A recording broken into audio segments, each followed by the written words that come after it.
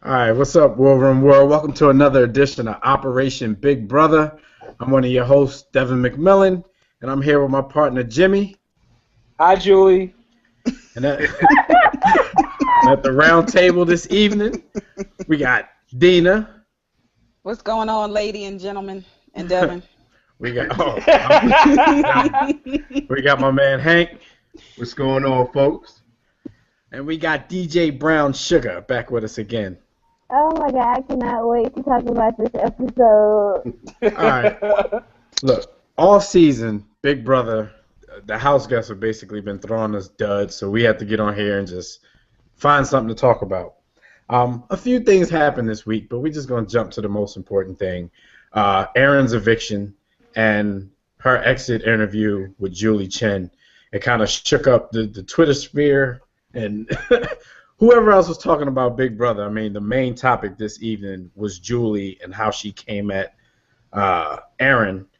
And it seemed like it's been brewing for weeks because, you know, Erin hasn't been really the bad guy in several weeks now. Jimmy, what were your thoughts when Julie, you know, when she began her onslaught on Erin during the interview? I'm not gonna lie, I was kind of in shock. I didn't think she would go that hard, but Julie went in, and she sent her soul to the sky. Erin is no longer with her.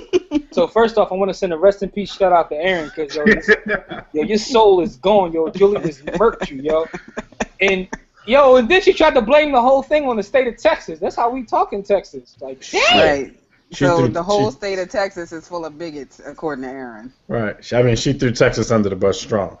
You know. Whole state.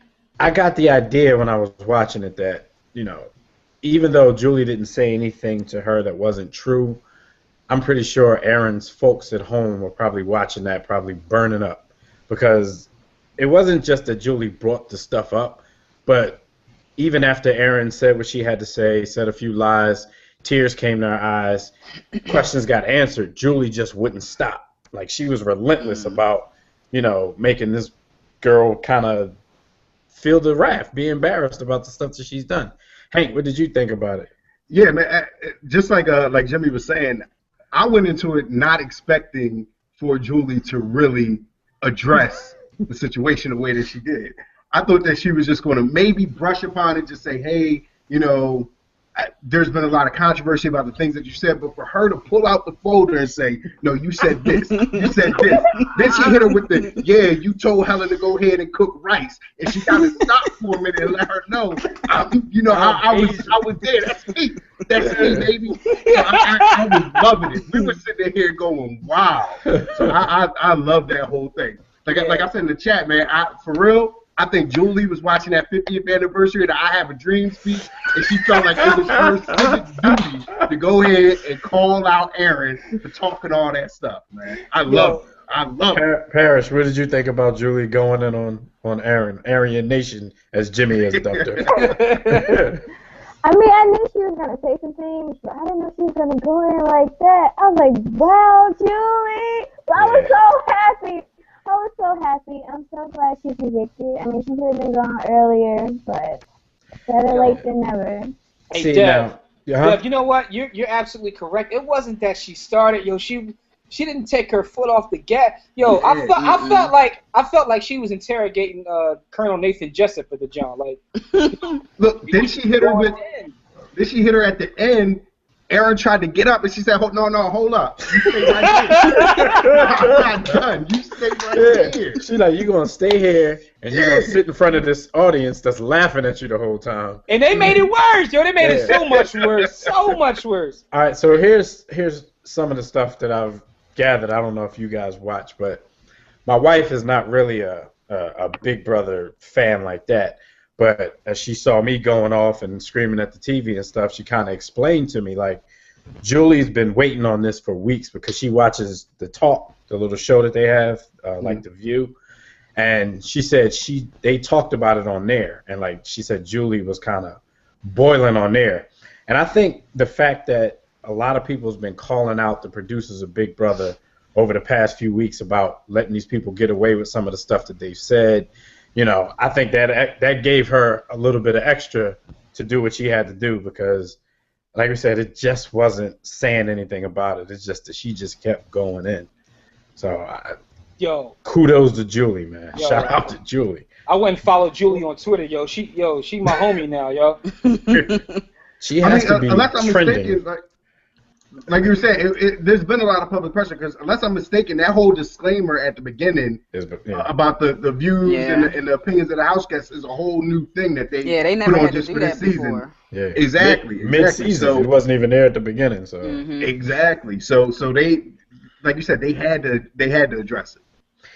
All right, let's try to go back into the week a little bit. Alyssa was head of household. What else is there? It's only today. We're only talking about today. There is nothing before today. I mean, but even before this evening, though, in our group on Facebook, we had a lot of conversations because Alyssa was the head of household. There was a lot of back and forth going on in the group. A lot of people think she should have put up Makranda. At the beginning, for me, I thought it was a win-win situation for Alyssa because Aaron was always her number one target. So even though she had this epiphany during the middle of her HOH reign that she wanted to get Amanda out, if the plan doesn't work, I mean, of course you're going to have the house bully, on your ass for the rest of the week. But she still was able to get out her number one nemesis. So I still think it was a win-win for her. They just need somebody that's now against Amanda and McCrae to win head of household because they're going to be gunning for whoever. Because they know at this point they're kind of exposed and people are going against them. So what did you guys think about Alyssa's overall reign?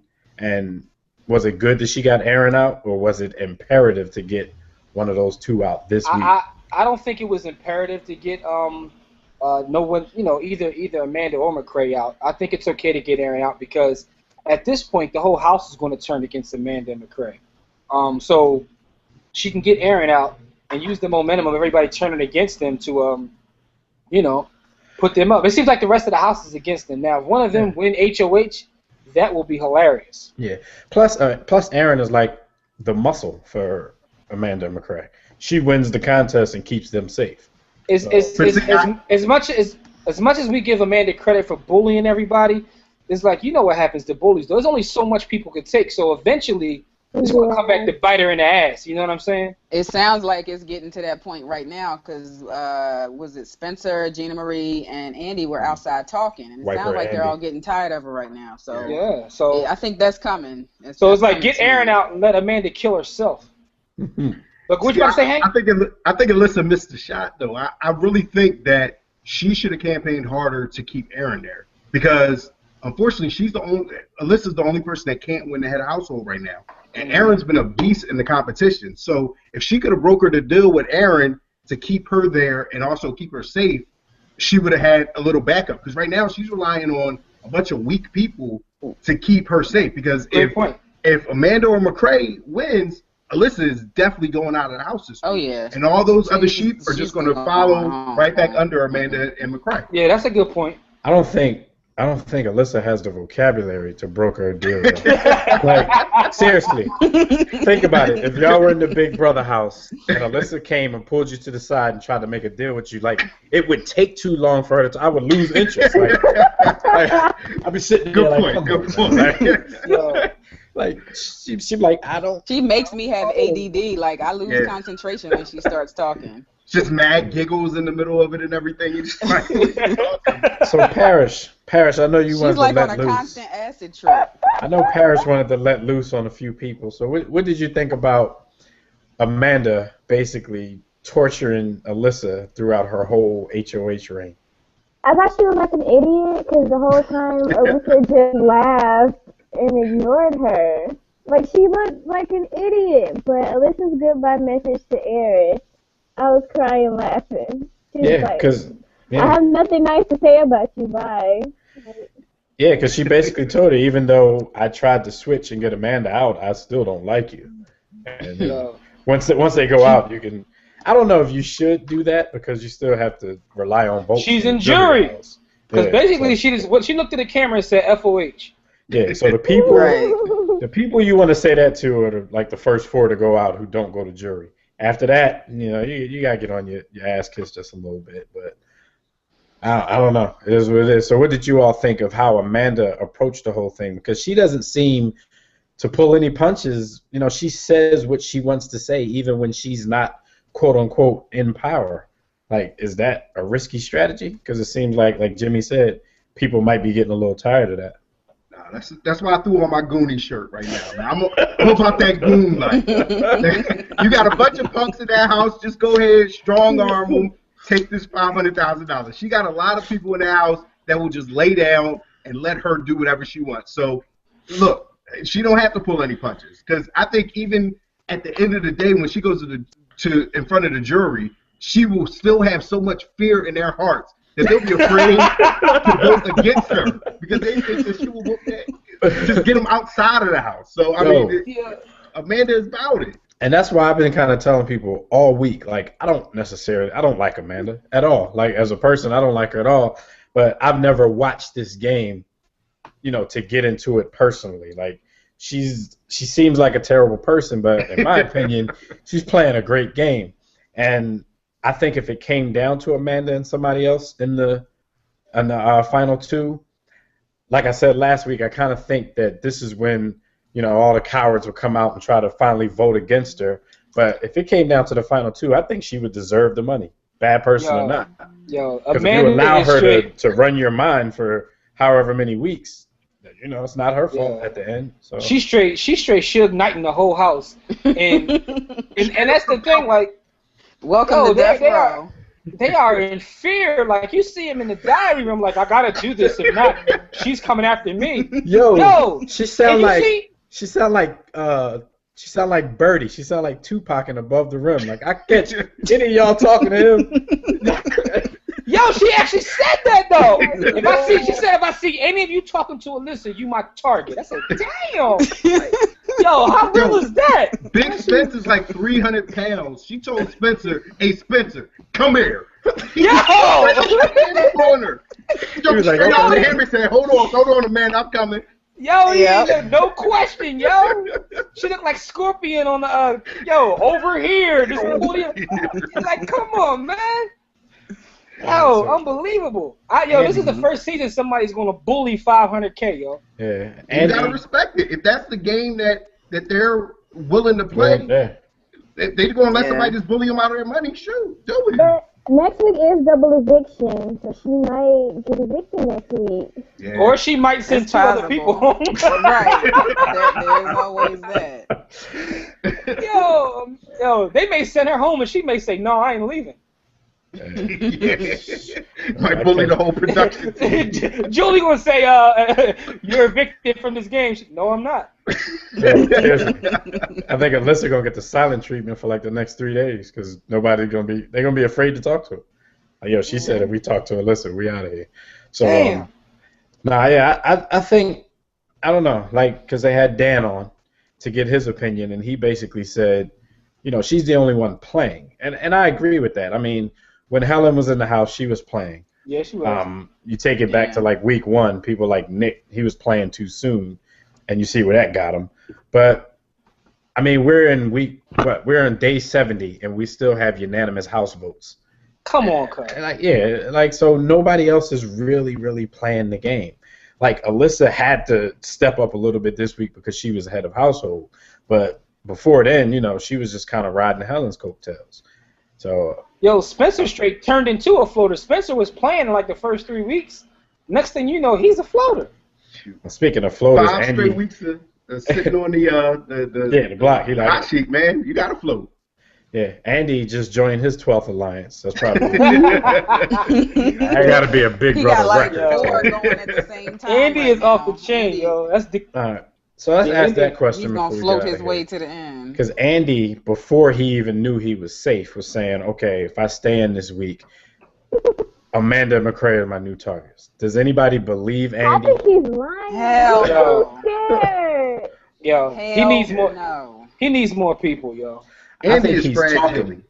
I think he's talking, but he probably really has no interest in winning the HOH, so he doesn't have to do that. So yeah.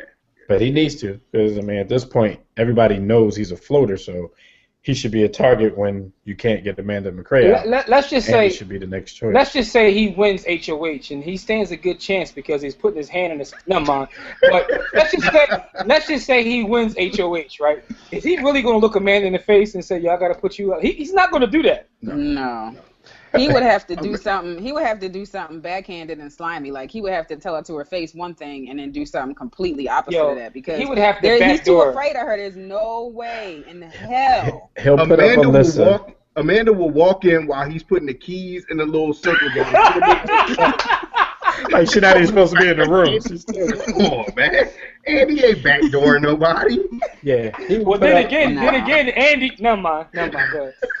Jimmy, behave. He would put up Alyssa, and he would use the justification, you just put me up, so I'm putting Alyssa on the block. Yeah, he would. And then he'll throw somebody. He'll probably throw Gina Marie under the bus or something like that.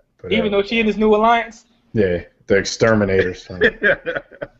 Whatever, man. Another whack alliance. All right, so I kind of hate when they drag the HOH competition on the Sunday because that leaves us with one less thing to talk about. But we can speculate. Who do you guys see winning the HOH? Dana? Ladies first. I see McRae winning HOH just because of the weird way that stuff has been happening the last week. He's used to handling food, too. Right. He's got that manual dexterity thing happening. I think he's going to win. I don't know why, I just do. And I think he's going to put up Alyssa and Gina Marie. All right, Parrish, what about you? Okay, I don't like anybody who's playing, but I think either Gina Marie or Judge should win because I think they would put up Amanda and McRae. Okay. Hank, who you got winning it? I got he was doing a good job getting the fingers in the holes and flipping the eggs and whatnot. So, this is a dumb competition, honestly. Like such a critical point. It's a dumb competition. But yeah, exactly. I would have liked to see them do like a trivia one because it feels like the last few competitions have been just some random sort of thing. So, but I got McRae and I got them just continuing to punk the house. I love it.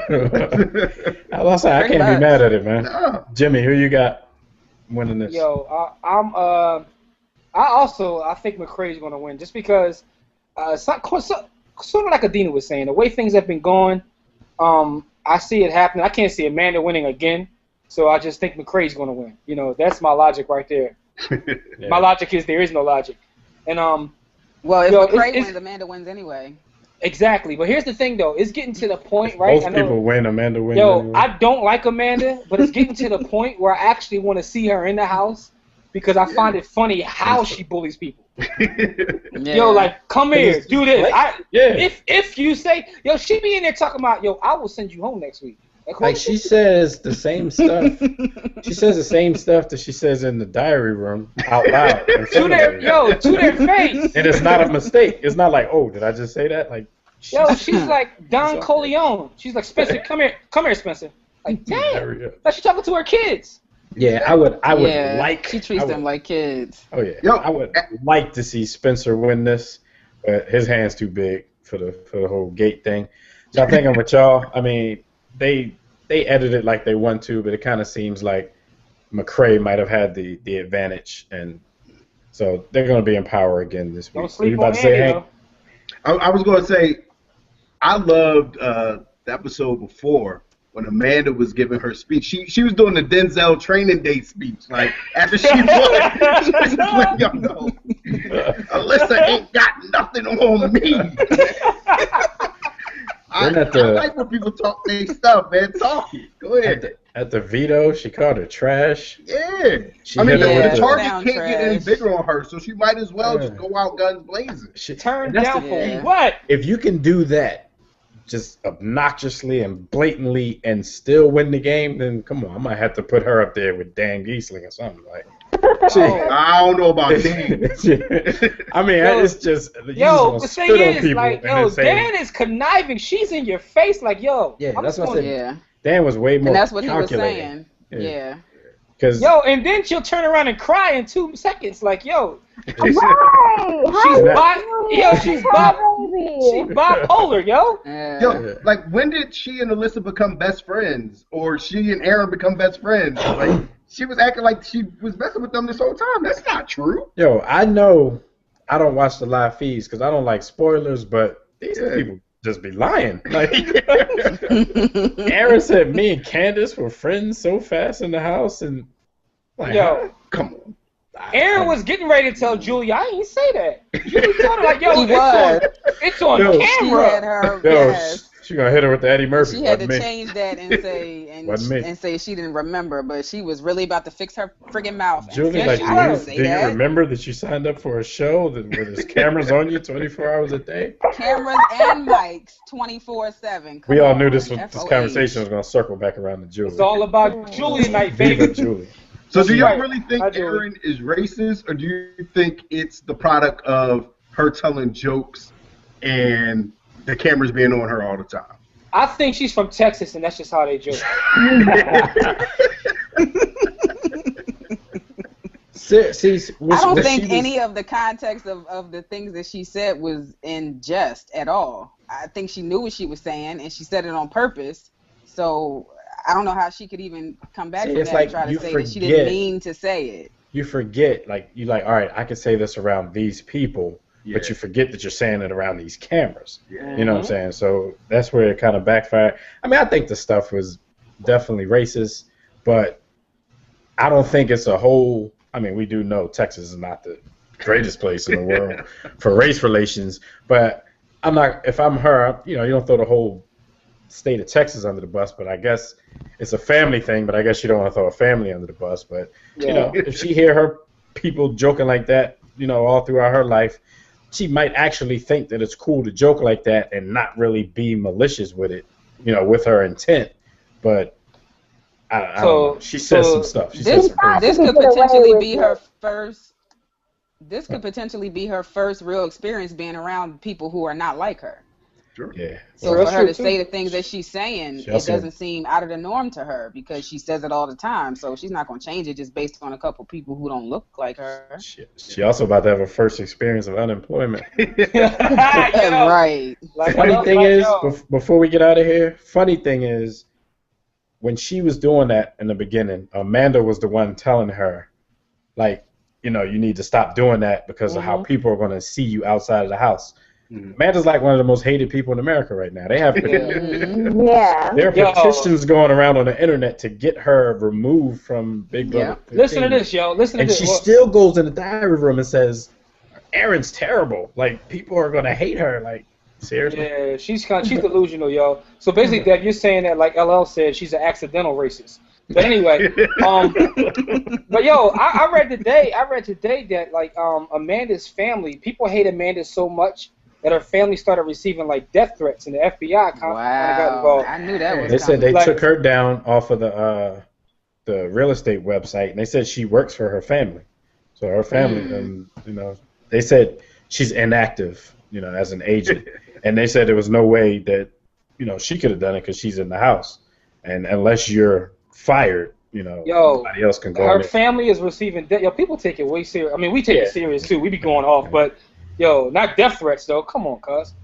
I mean, I think Amanda's sense of humor. Like when I saw the video with all of Amanda's comments, and I felt like she was saying some racist things too. But I felt like she was more of a joking with the things she was saying, as opposed to Aaron was really like, this is the sort of thing she was brought up on and she believes. Whereas Amanda was really just saying little quick jokes. I agree with that. She just has like this dry, dark, inappropriate humor.